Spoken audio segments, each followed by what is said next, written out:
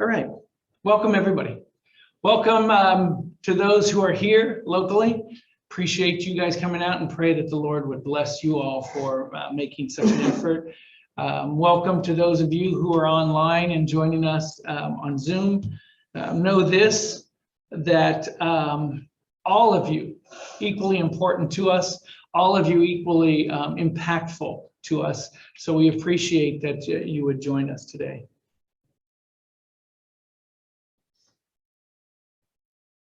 This morning's message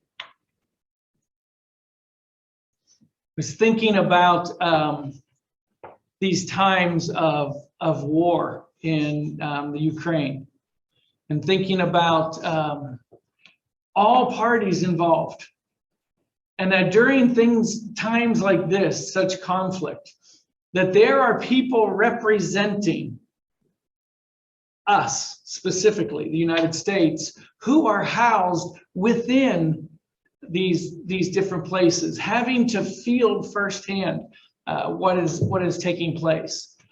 Ambassadors by name, and these ambassadors are called to continue to represent in spite of.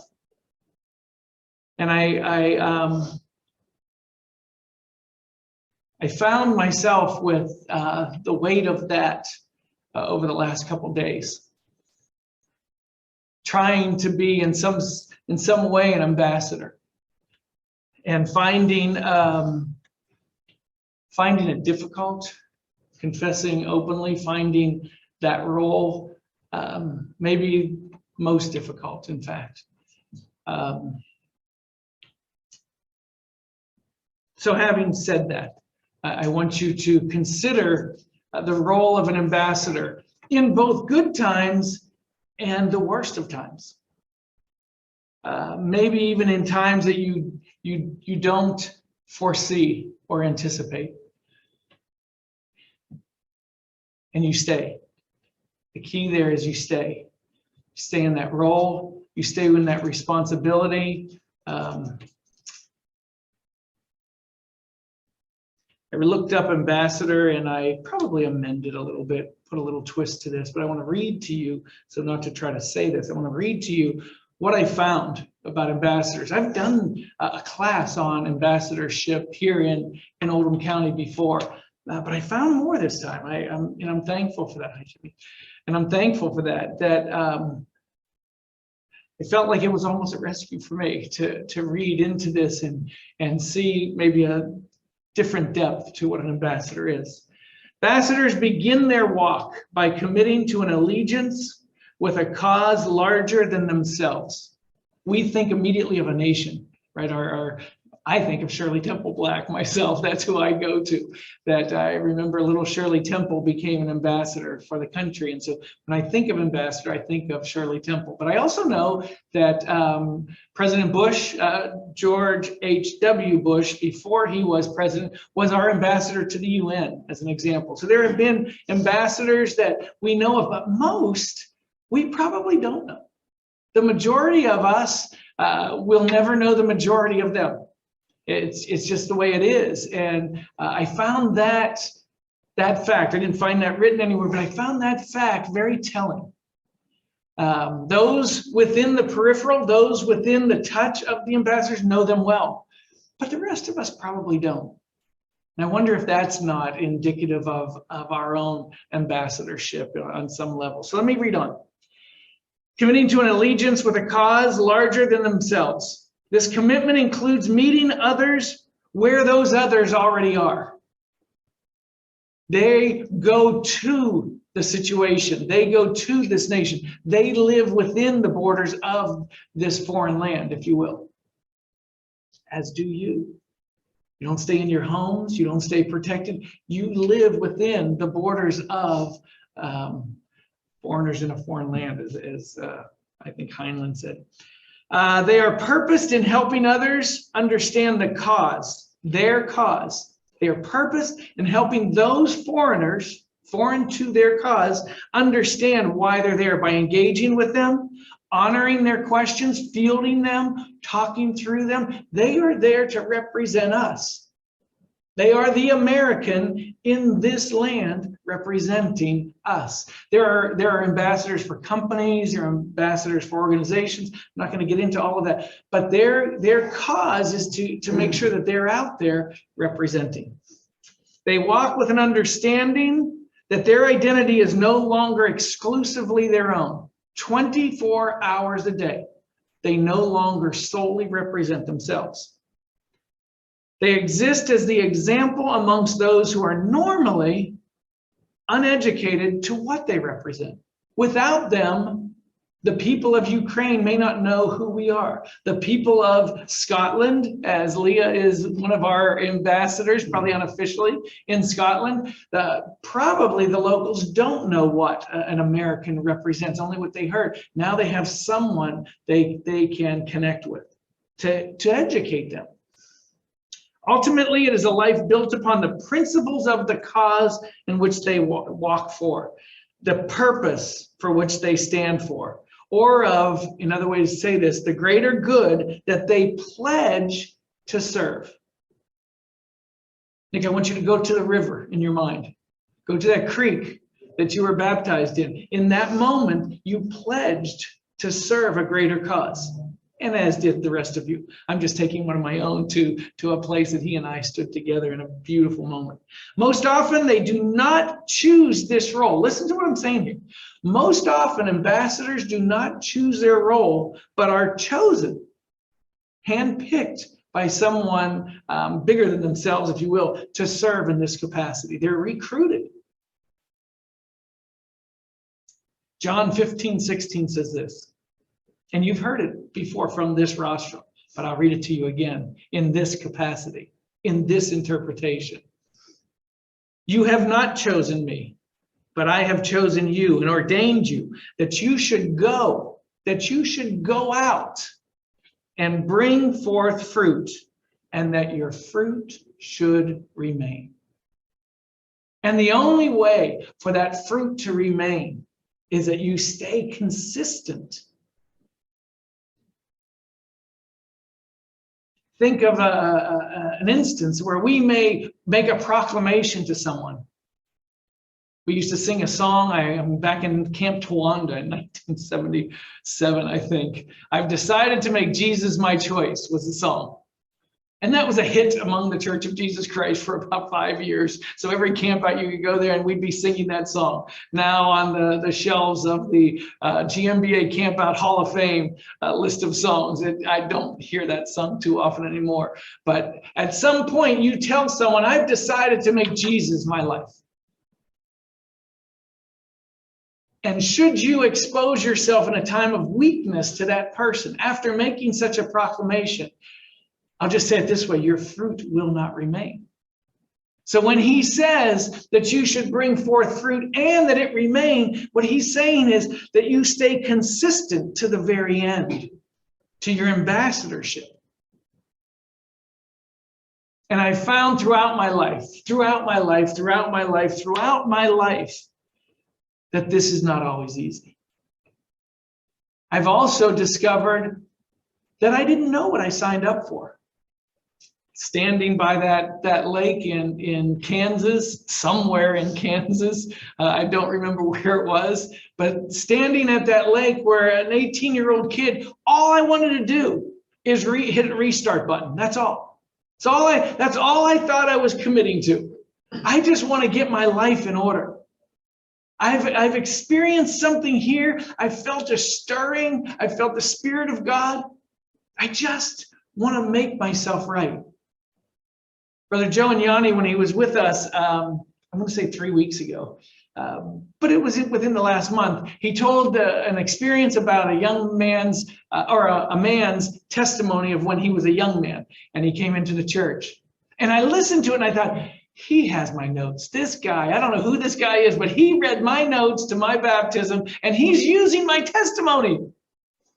And I know this, we all have such common experiences together. So I no longer was in possession of my testimony or feeling so possessive of my testimony. But my testimony is such, and this is why I'm telling you this, that the night that I asked for my baptism, I felt something. And I'm not going to do the whole thing, but we went outside and we prayed. I prayed with this man that I didn't know, who ended up baptizing me. He came outside and prayed with me. I came back in the room. I was sitting, I think, the back row, but I don't know. But that's where the unbaptized sit.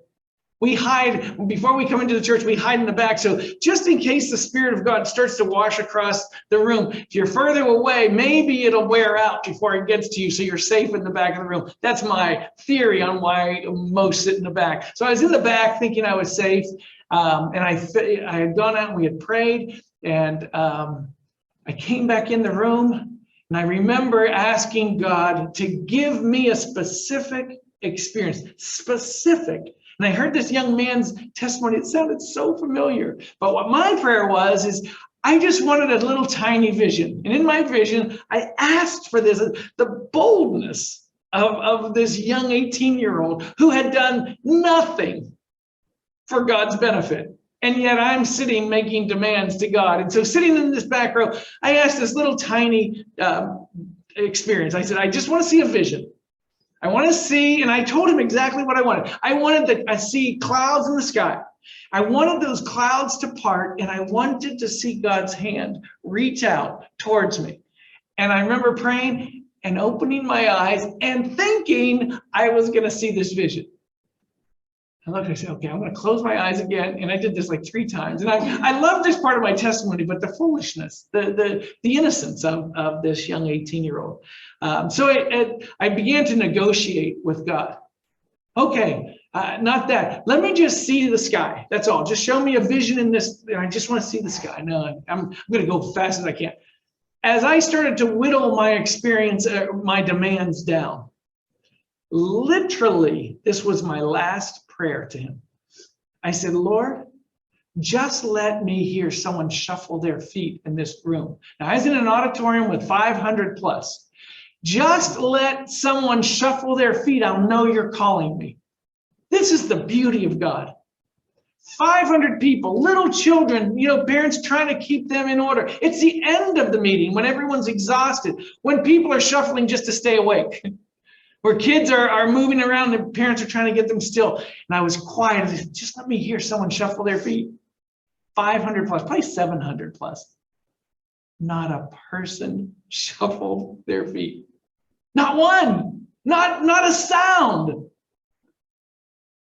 Truly, and I want to say literally, and I believe that I'm telling accurately, literally, I don't remember what happened next.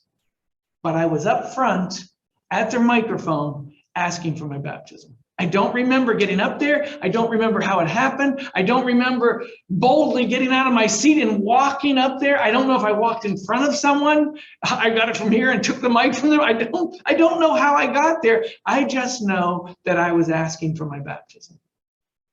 I'm telling you this testimony to say this. All I wanted to do is stop my life and the trajectory it was on. Stop doing the things I was doing. Commit to the Lord that I wanted to save my soul. I didn't know I was signing up for ambassadorship. I didn't know I was signing up for something greater. I didn't know that I, in that moment, was taking an account of each of you. But it's what we do. Whether we know this or not, it's what we do. When we give ourselves to the Lord, we're promising to serve Him. And since He has zero need that we can fulfill, what we're promising to serve is one another. Late at night, I don't think they're empty offers. But I'll say to Candace all the time, she'll be in bed, she'll be laying there. And once she's there, I want her to rest. I don't want her to have to get up. Can I get you a cup of coffee? Can I get you, want some ice in you? She'll have a drink. Want some ice in this? And I'm making all these offers. There's not a thing I could add. And most of the time she says, no, I'm fine. There's not a thing I could go to God and say, is there anything you need? Is there anything I can get you? Is there anything I can do to serve you? His answer is the same that Jesus Christ answered, feed my sheep. Take care of one another. Love each other. The word says that when we're in the service of one another, we're in the service of God. You want to serve God? Serve one another. So when I was young and innocent and unaware of what I was signing, you always say, I didn't read the fine print on the contract. I didn't know what the contract was that I was signing on July 27th, 1976. But what I was signing is a contract that said, serve my people, feed my sheep. You are committing to something greater than what you think you're committing to. Yesterday, I was talking to a young man who was identifying himself as someone who wanted to know God, had a desire to know God, but never had really connected. In that moment, I felt my calling. When you're at Lonnie, when you're at the school, and Lonnie's role is to care for, I don't know how to say this, those that no one is caring for, probably. Though that's not how it seems, but he's taking care of kids in trouble. And normally that's young people who haven't felt what they need. And I have to believe every time one comes in, he has, I'm sure, instructions in education. I know he has his master's in all of this. So there's things he's supposed to do. But a part of it is to love these kids, probably sometimes with sternness, sometimes with generosity. I don't know all that strategies. But I have to believe that when one comes in so fallen, so far, so broken, he feels his calling completely. In the most unexpected times, Jimmy, at work. And I don't know how it happens other than you've earned a reputation of some sort. Someone comes to you and says, I have some problems. In that moment, you understand this is real. This is much more than my hourly wage. This is much more than what I thought I was doing when I drove to work this morning. And they happen. These kind of situations happen in normally the most inopportune times.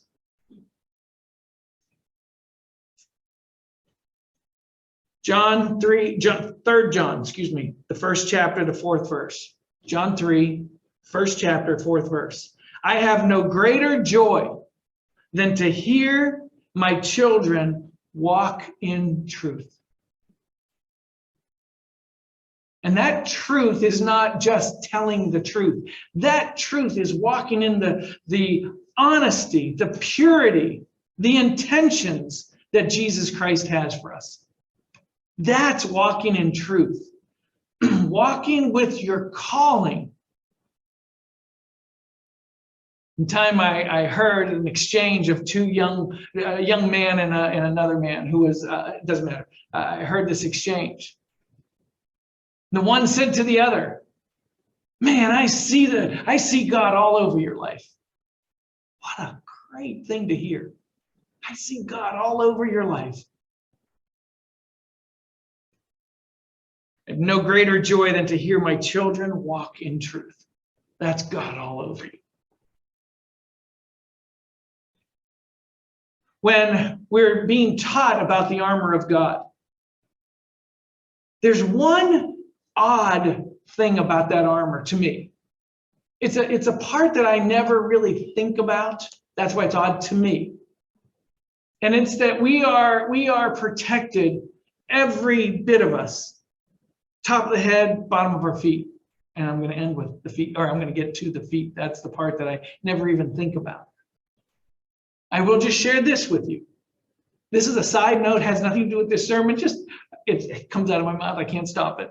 But there is only one offensive weapon or piece of armor, and it's the sword of the Spirit, the Word of God. So study the Word. Okay, that commercial is ended. Let's get back to the sermon. Within the teachings of the armor of God, it says that your feet are shod protected. You're wearing something. You'll see that you must be shod at all times is one of the rules of our campouts. It always says that. That's where I learned the word shod, actually, with the camp announcements. So it means that you're wearing something. Your feet shod with the preparation of peace. What that is encouraging you to do is everywhere your feet take you, might you go in peace. Might you bring the peace of the Lord Jesus Christ to every circumstance. Don't get caught up in, well, I'm sitting on my recliner, so my feet don't have to carry me to peace. It's symbolic, so that you don't get a day off, you don't get a moment off, you don't get a minute off. The request is still the same. Wherever you are, in whatever circumstance you're in, including your interactions with one another, including your relationships, might you be the source of peace. Might God be the source of peace in you, and you be the conduit for bringing peace to every circumstance. That's what that means. Our message today is walk worthy of God. That's our message. Walk worthy of God.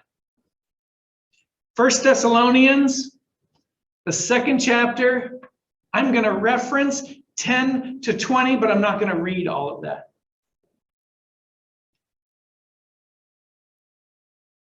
There's a couple of verses I want to bring out, but I'd ask you to read the entire chapter. It's very, very good. It's the writings of Paul the Apostle, speaking for the ministry in this moment, and speaking to a people who had come to know Christ.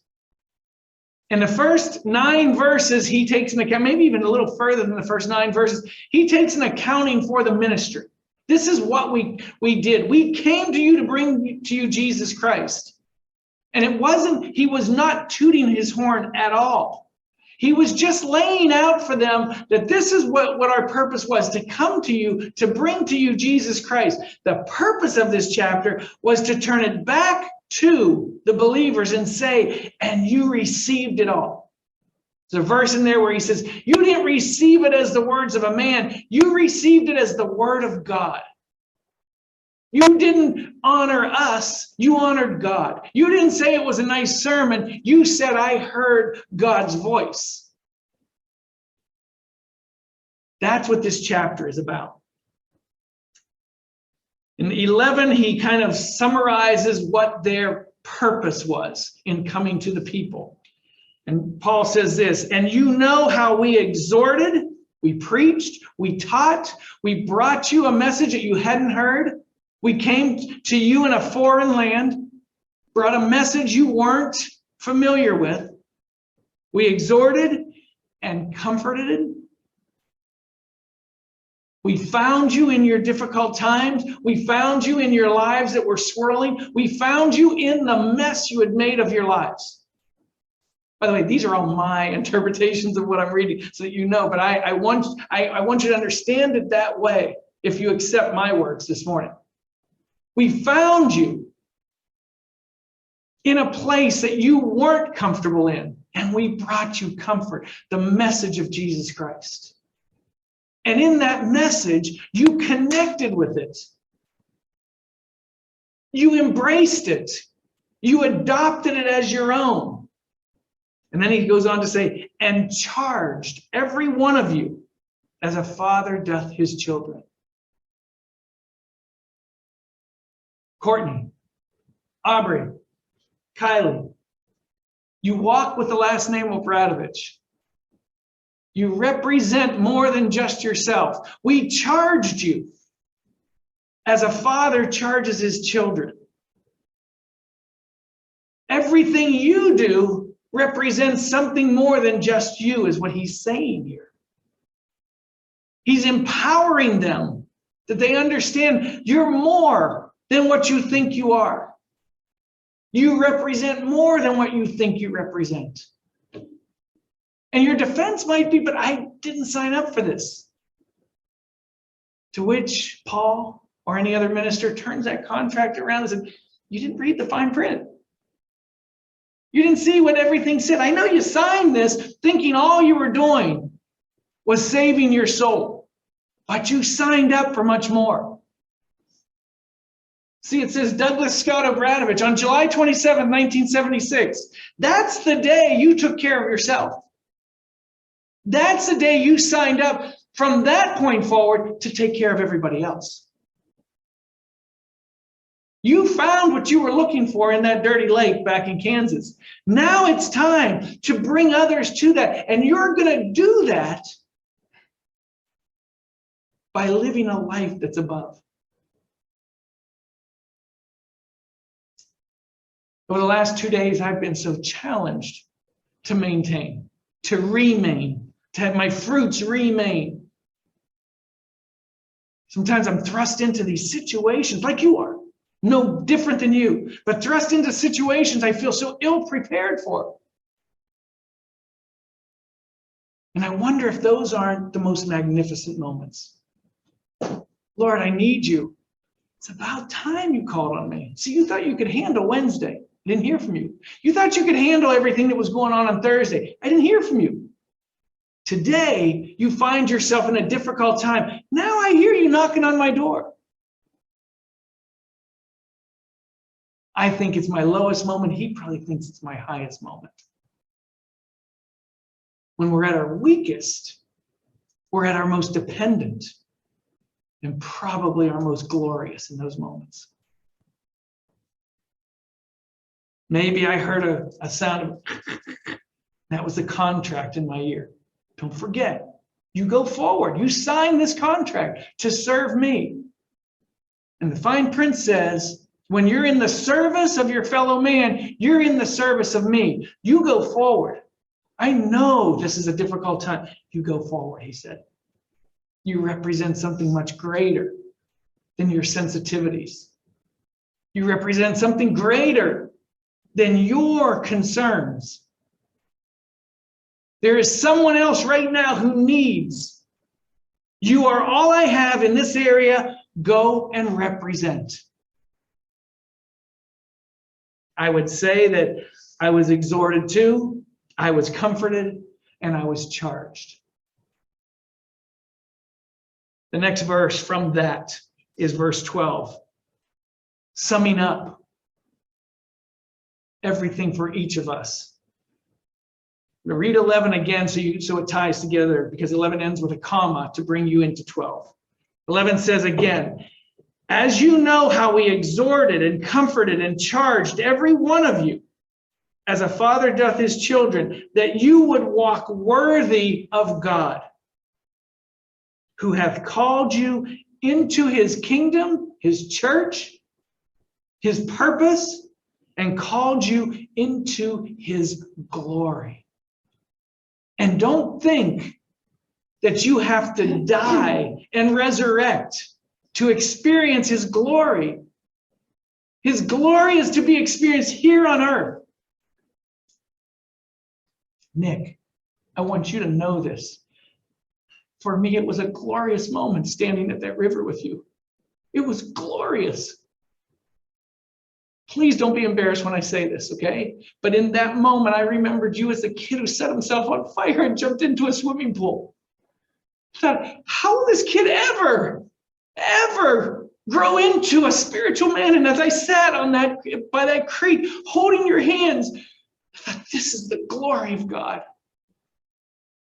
So when it says, I've called you to walk in his called you into his kingdom and his glory, please understand, you can experience his glory here, down here on the ground. He gives us little moments where his glory takes us in.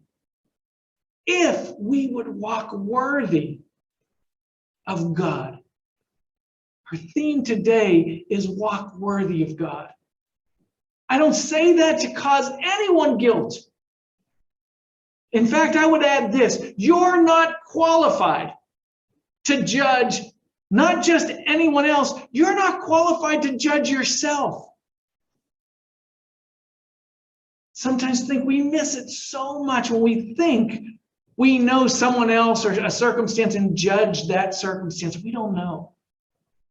I say this often, so I'm going to say it again.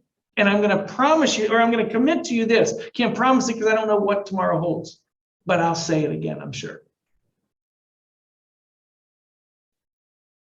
Righteousness is defined by one word, and it's love.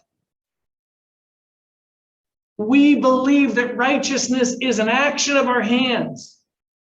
We believe that righteousness is the way we speak. We believe that righteousness is where our feet take us. All of those are right as subsets to the main point. Jesus Christ changed the rules. No longer am I requiring your actions. I now require your heart. It's your motivation. Yes, your follow through will follow that motivation, but it's your motive. It's your motive. It's your motive. It's your motive. Well, what does that mean, Lord? Love God, love others. Again, I've repeated this to you. I'm going to repeat it again to assure that you understand this. If you love God with your whole heart, with your whole soul, with your whole strength, with your whole spirit, with all that you are, if you love God in that manner, and then if you love one another with all that you are, all four of those same facets, there is no room for sin. None. If you truly love in that defined capacity, with that defined purpose, with that defined calling, there is no room to sin. Interpretation of no room to sin, righteousness. Love is righteousness. Walk worthy of God is to love, purely love one another as you love yourself. Do not leave yourself out of that. That equation is try. 3, God, others, self. In a healthy manner, when we love like that, we have the capacity to give without jealousy, without holding back, without needing something back. I don't love you that you love me back. I love you in spite of how you treat me. Father, forgive them. From the cross, Father, forgive them. They know not what they do. Love. So when Paul makes this case and this demand that you walk worthy of God, he's telling you to walk in righteousness. And when we hear righteousness, we think of actions. We think of behavior. I want you to go deeper. Go to the source of why those actions. Jimmy and I could be standing on a street and someone go by who is in great need. Jimmy reach into his pocket, pulls out money and hands it to that person. I reach into my pocket, pull out money and hand it to that person. Jimmy's intention was to hide, that no one saw him do that, giving from his heart to help that person. Didn't even want to thank you. In fact, he slipped his into the man's pocket without the man seeing it. I looked around before I gave it. I waved my money in the air a little bit so everyone saw, oh, I'm going to sure miss this money. And then I handed it to this man so the people around saw. Same action. Same start, same finish. I took money out of my pocket. Jimmy took money out of his pocket. We both handed it to this person. I did it for attention and credit. He did it because he loved this man and cared and heard for him. It's not your actions.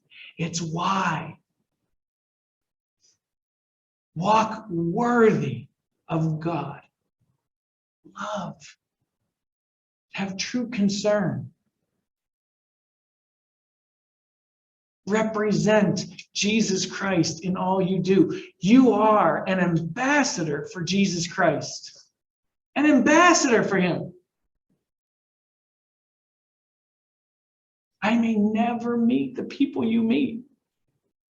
Others may never meet the people you meet. You in that moment are standalone representative, ambassador, foreigner in a foreign land. Jimmy, how many times have I been to foreign in your office, hanging around with you? 0. How many times do you think I'll be there in the future? Put that 0 back up. 0. I won't meet your community. You are called for those people. I'm not there. Candace isn't there. Lonnie's not there. None of our brothers and sisters online are there. I'm not going to go through and call each of you out and say, but it'd be the easiest with Leah. Leah, I'm not getting to Scotland. I guarantee you that part of this story. I don't even know that I'm getting up to northern Michigan where your aunt is, let alone Scotland. So just know, we are each called to our own. Walking worthy of God is not going to be something we're going to monitor for each other. It's between you and God. And where does it come from? It comes from your love for God. You have to connect with that. You have to find the depth of that. Nick, you got to find the depth of that. In the lack of love you may get from us or from those that you need it from, find it in God and then walk worthy of that. How do I repay this? Lonnie, I don't know what you got and what you didn't get, but I know this. You got it all from God. How do you repay that? Love them like He loved you. It's so simple. It's so hard. It's so easy. It's so difficult. It seems kind of facade, but it's so deep. Just remember the order. Love God, love others as yourself. He's telling you, take care of you. Take care of you. Find that love for yourself, especially in the absence of maybe what you're receiving from others. Find that love. Find that God loves you. Then you can give to others. But give to others. We'll end with this again, so that we are not confused, so that we're focused on exactly our circle of spiritual life. As you know how we exhorted and comforted and charged every one of you as a father doth his children, that you would walk worthy of God, who has called you into His kingdom and into His glory. May the Lord bless each one of you as you walk worthy of God.